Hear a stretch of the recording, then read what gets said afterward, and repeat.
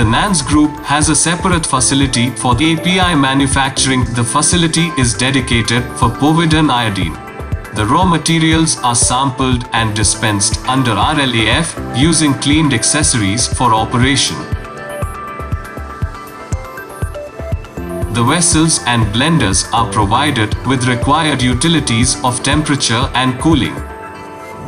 The process is routinely monitored by trained and qualified persons, and all the activities are recorded in the batch manufacturing records.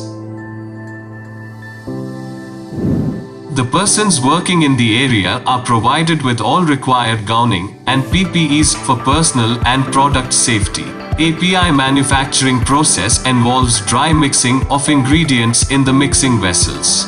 On the completion of reaction, the powder is sifted as per the batch instructions.